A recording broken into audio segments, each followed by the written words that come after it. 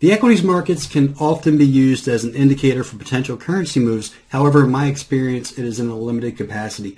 The indexes are a good tool to use to gauge current market sentiment about the overall health of an economy, thus indicating sentiment towards monetary policy and in turn currency strength. Notice I said sentiment because I do not believe the equities market is a good gauge of the overall health of an economy.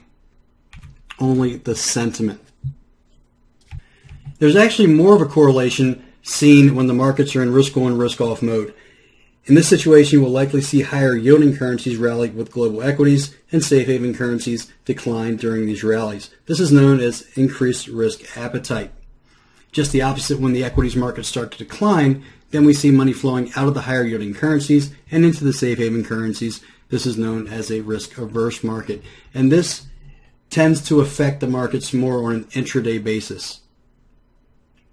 On that note, one of the currency pairs that is highly correlated with the U.S. equities market is the dollar-yen, and specifically we'll look at the S&P 500. And similarly, there is what we call an inverse correlation with the Japanese yen and the Nikkei. And the main reason for that inverse correlation with the Nikkei is because a weaker yen is positive for Japan's exports. And while a weaker yen does have a negative effect on companies that really rely on importing, they're heavily outweighed in Japan by the companies that benefit on exports. But one of the things I like to look at if I am trading the dollar-yen during the North American session, I like to watch the S&P, and if I'm trading any of the yen pairs during the Asian session, I do like to follow the Nikkei. Because any potential setups that we see on the Nikkei or on the S&P can also affect those yen pairs. Also, if we appear to be coming into some major tops in those markets or major bottoms in those markets, it's worth considering taking a good technical look at the dollar-yen or the yen pairs if we're looking at the Nikkei, any of the yen pairs.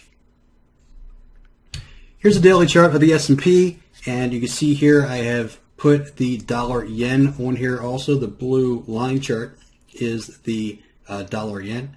And you can see the strong rally here, the strong rally along with the S&P 500.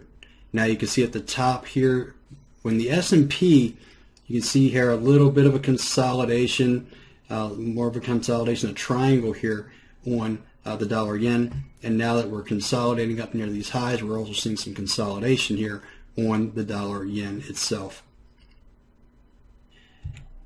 This chart is the Nikkei, and you can see I put the Aussie yen, the pound yen, and the euro yen on this chart with the Nikkei.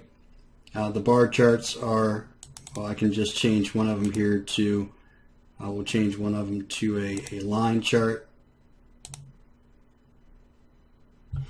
And let's just change another one here to, we'll just change it to hollow candles. There we go. Or actually, let's see. Yeah, that's fine. Hollow candles will work for now, just to get the point across. Okay, so we have the euro yen, these hollow candles right here. We have the Aussie yen, which is the line chart, and we have the pound yen, which is the bars. And then, of course, the Nikkei are the candles here that you see, the regular solid candles. And you can see the correlation here.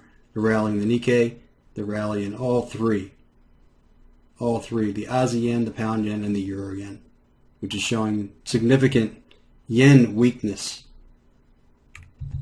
and the inverse correlation with the yen and the Nikkei.